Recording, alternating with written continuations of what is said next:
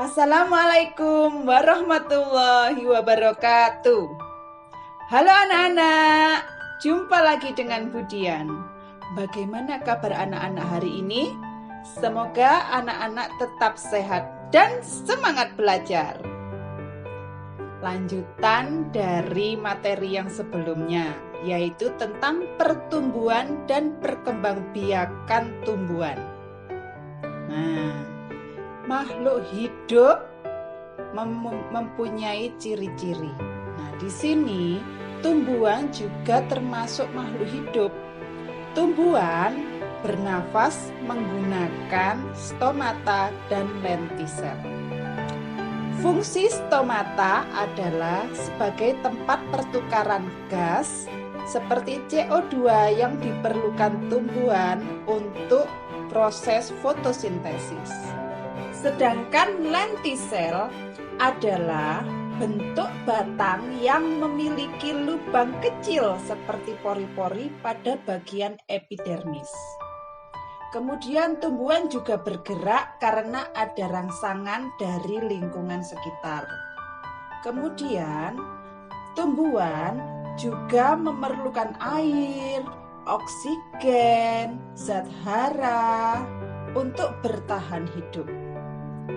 Tumbuhan juga memerlukan cahaya matahari dalam proses fotosintesis. Tumbuhan berkembang biak dengan berbagai cara.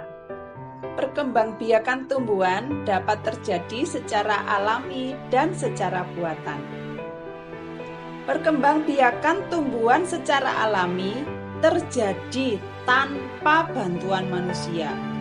Contohnya seperti tunas, biji, umbi, spora. Sedangkan perkembangbiakan tumbuhan secara buatan dapat terjadi dengan bantuan manusia. Contohnya stek, cangkok. Nah, yang akan Budian ulas hari ini yaitu tentang perkembangbiakan tumbuhan secara alami. Kita lihat gambar dan penjelasan berikut ini. Yang pertama, tunas. Tunas adalah tumbuhan muda yang muncul di sekitar tumbuhan induk. Pada umumnya, tunas dibedakan menjadi 3, yaitu A. Tunas batang. Tunas batang tumbuh pada batang tumbuhan. Tunas batang dijumpai pada tumbuhan bambu, pisang, dan tebu. B. Tunas daun. Tunas daun tumbuh pada daun tumbuhan.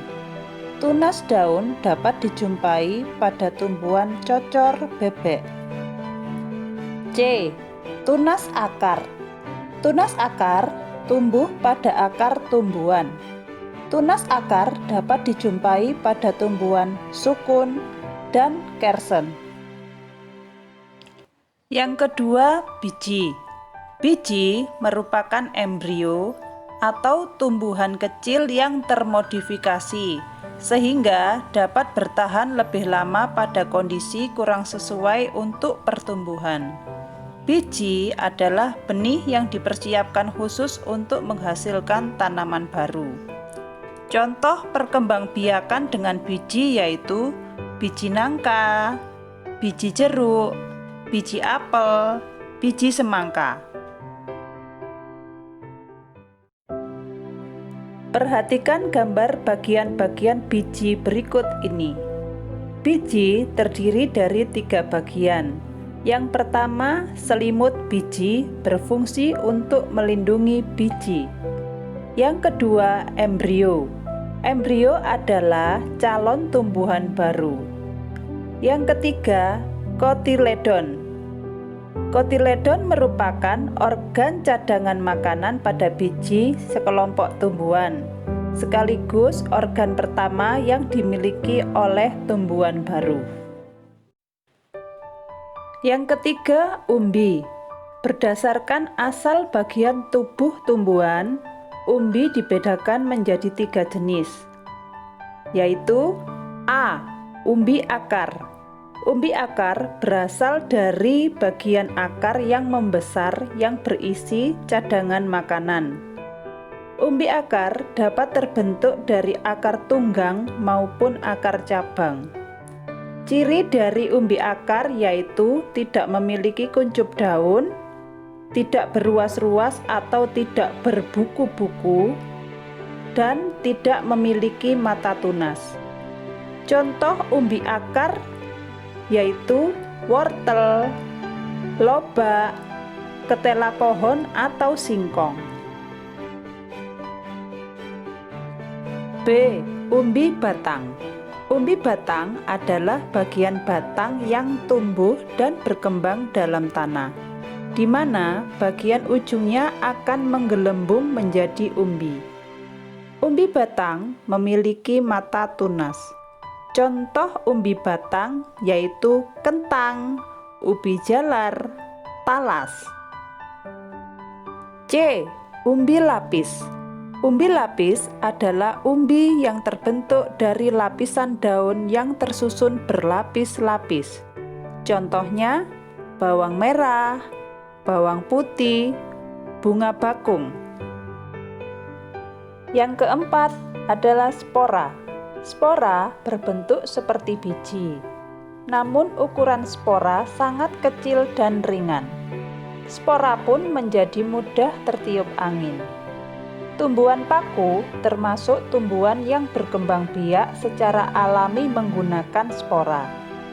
Spora pada tumbuhan paku terkumpul pada kotak spora.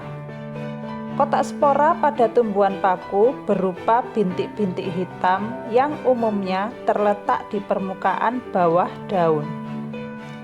Kotak spora akan terbuka setelah masak.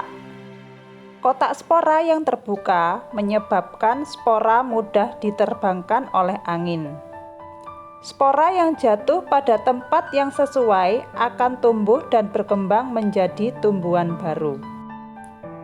Contoh tumbuhan paku yang hidup di darat: paku suplir dan paku ekor kuda. Contoh tumbuhan paku yang hidup di air, yaitu semanggi dan kiambang. Contoh tumbuhan paku yang menempel pada batang tumbuhan lain adalah paku tanduk rusa. Sudah paham anak-anak? Itulah tadi beberapa penjelasan tentang perkembangbiakan tumbuhan secara alami. Selanjutnya, Budian akan memberikan beberapa pertanyaan untuk dijadikan tugas anak-anak. Jawabannya ditulis di selembar kertas ya. Jawablah pertanyaan-pertanyaan berikut ini. Nomor 1. Apa saja nama alat pernafasan pada tumbuhan? Nomor 2. Apa saja contoh tumbuhan yang berkembang biak menggunakan tunas batang? Yang ketiga, sebutkan jenis-jenis umbi yang kamu ketahui. Keempat, di mana tempat hidup tumbuhan paku? Yang kelima, tuliskan 3 tumbuhan yang berkembang biak secara alami menggunakan spora. Materi tentang perkembangbiakan tumbuhan secara alami sudah Budian jelaskan. Kemudian, untuk materi perkembangbiakan tumbuhan secara buatan akan Budian bahas di video berikutnya. Semoga video ini bermanfaat untuk anak-anak selama belajar di rumah. Terima kasih. Wassalamualaikum warahmatullahi wabarakatuh.